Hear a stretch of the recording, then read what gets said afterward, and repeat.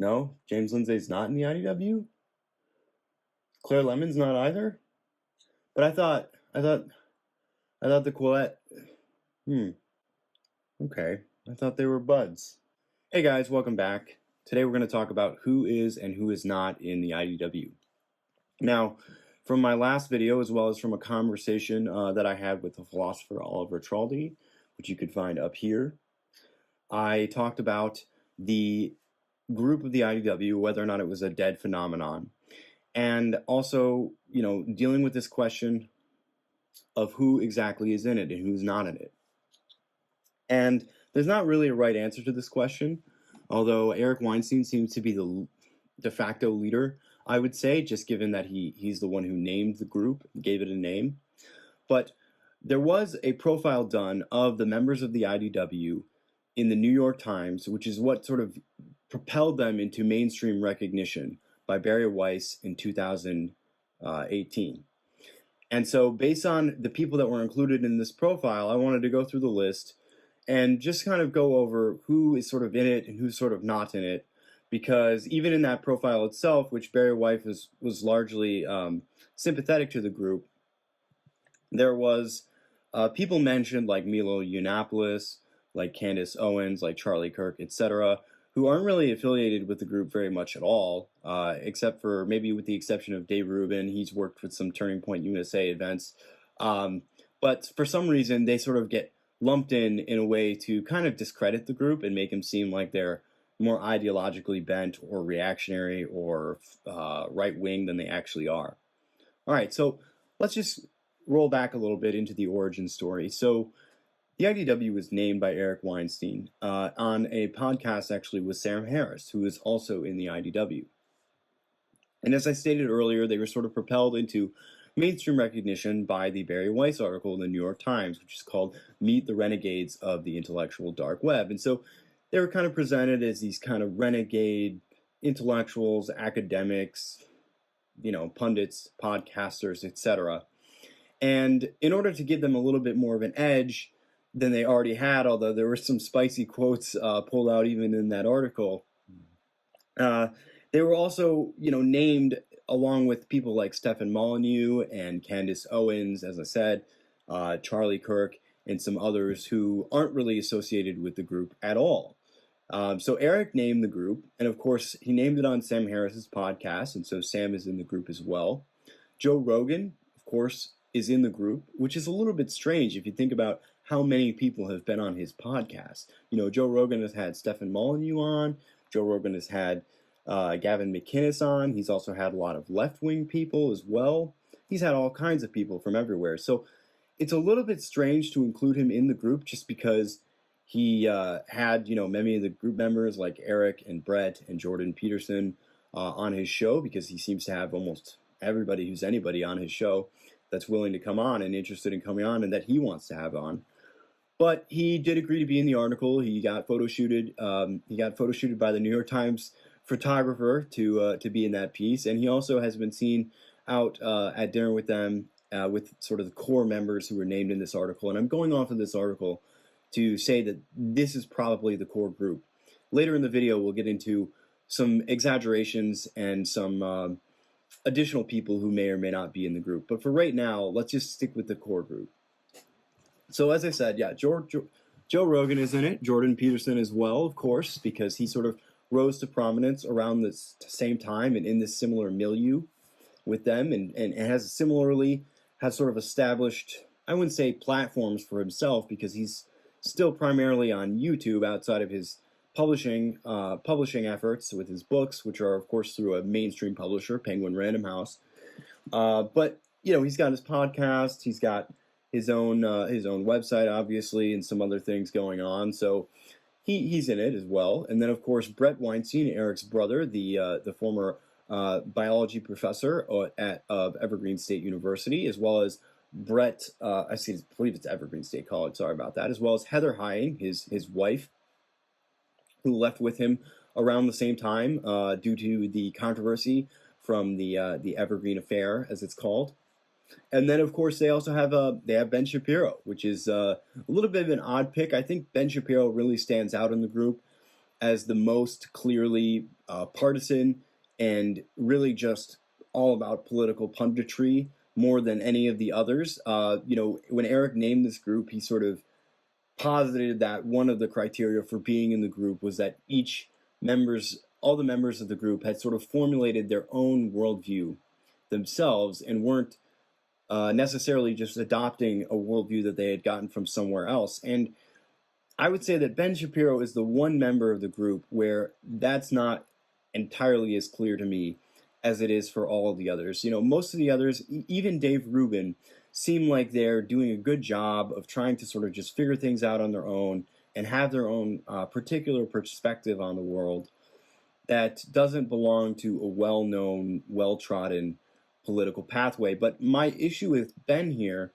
is that I believe that Ben is really just a milquetoast mainstream conservative, basically. I mean, he's got his Jewish faith, of course, and that does add some color to it and some nuance that is a little bit different and makes him a little bit different than most conservatives, even conservative intellectuals that you'll meet. But in large part, he's been on board with sort of neoconservative policies his entire life and still sort of uses his platform over at the Daily Wire to continue to promote them. And so I am a little bit, I wouldn't say skeptical. He's obviously in the group. He's been seen with the group. He was named in this article. And lots of the people that are in the group have had him on their show, or he's had them on his Sunday special. And so Ben is definitely in the group, but I would say that out of all the people in the group, he's the one that I would pick out as being most like kind of the mainstream punditry class and ideological groupings that they are purportedly trying to get away from. Okay, but there's also Michael Shermer, who's way on the outside, founded Skeptic Magazine, notorious, I don't know about notorious, but famous for, debunking lots of different conspiracies and things along those lines. Very skeptical person, kind of more libertarian leaning, although definitely on the left. And so there's Michael Shermer as well. And then Christina Hoff Sommers. They've got the feminists who are sort of upset with the excesses of third wave feminism. They've got Christina Hoff Sommers. They've got Ayaan Hirsi Ali. I would say that Heather Heying is somewhat in this camp as well. And then they've got Douglas Murray over in the UK. They've got Maajid Nawaz over in the UK. And then Dave Rubin as well, of course. Dave Rubin, I would say, is kind of the central fixture of the intellectual dark web. If I could pick out anybody, I would say that Eric Weinstein is closest to being the leader, if you can call him that, if there even is such a thing. But Dave seems to be, how would I say this? Not really the mediator, but sort of the one of the earliest and most prominent connectors of people. He had many of the people that are in the IDW on before the IDW was even named, and seems to have a lot in common with many of the people who are either in the IDW or IDW adjacent. And unlike Joe Rogan, obviously Dave's show is a little bit more niche. He's more focused on free speech, and now, lately he's been more focused on libertarian or even more conservative politics. And so I think the difference between Dave and Joe, even though they've probably had almost all, if not entirely all, the same members on their show, is that Joe has far more people on, just in general. Whereas Dave sort of chooses certain people to get particular perspectives. Obviously, Joe does the same thing. He chooses everyone that comes on his show.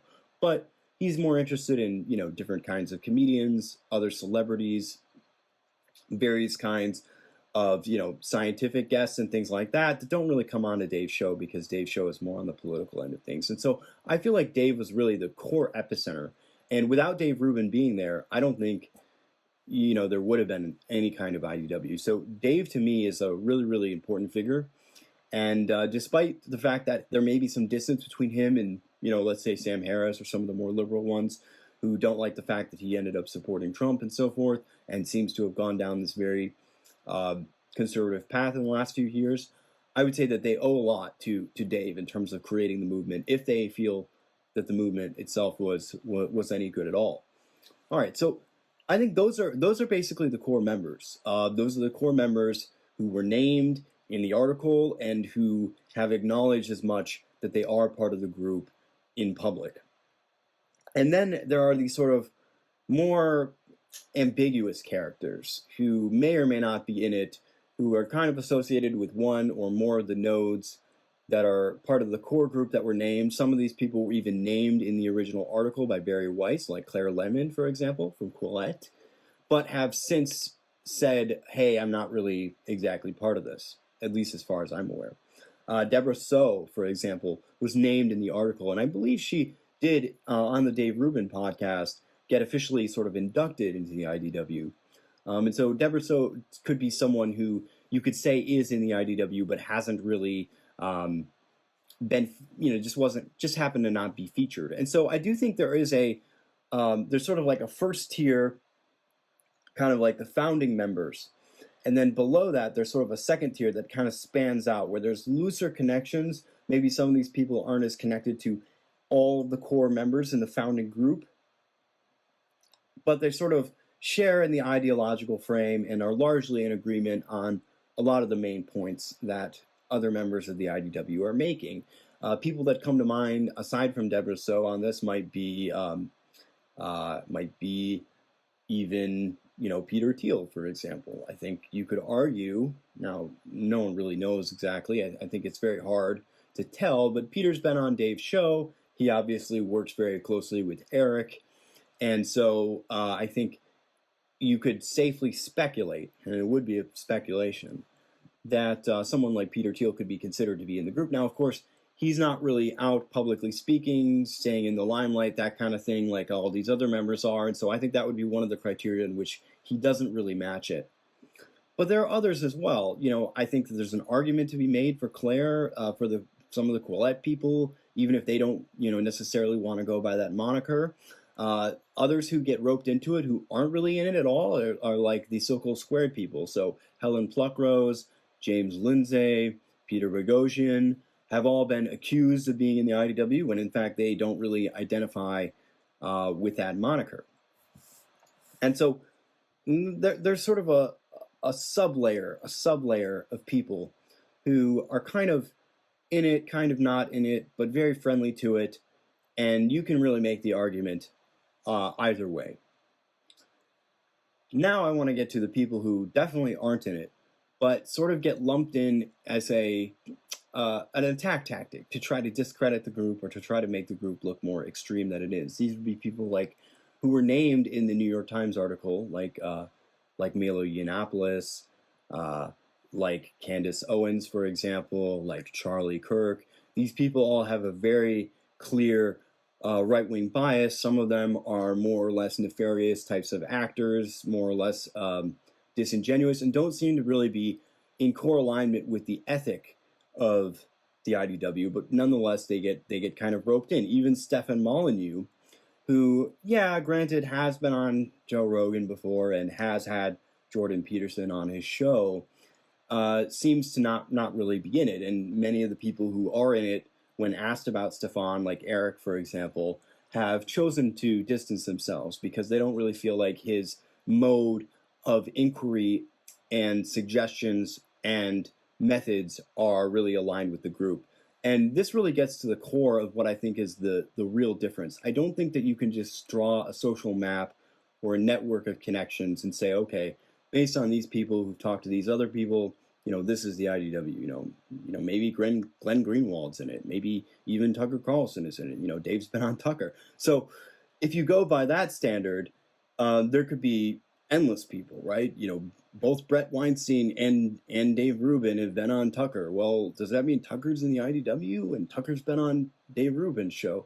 Well, maybe not, but I would say that probably not, because of course he's working for a mainstream outlet, and of course he has a very mainstream political viewpoint. He's got 3 million viewers on a given night, and so it's important to figure out what actually delineates them. And I think really the thing that makes them definite, more than anything else, more than having a platform, more than railing against excesses of the left or anything like that, is the methodology, is their approach to how you should have a conversation, and whether or not you should have a conversation with someone in order to make a point or in order to try to understand more. And that's the real dividing line.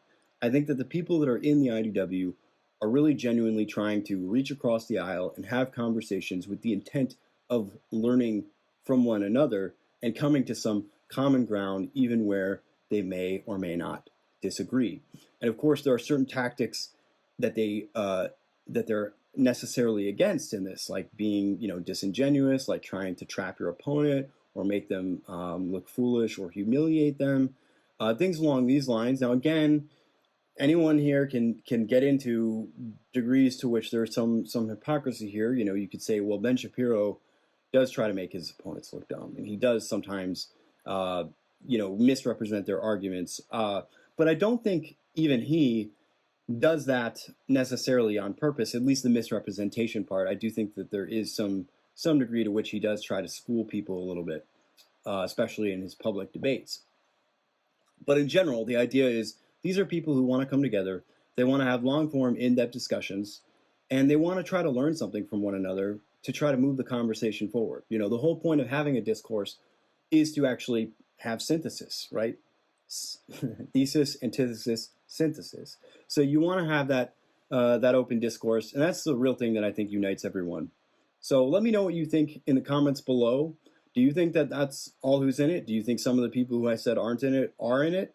Do you think even people that no one's ever heard of, like myself, like Oliver Traldi, who by the way says he is in it, can be in it as well? Can you just say that you're part of it because you agree with a lot of the people that are in it and you are trying to abide by their ethos?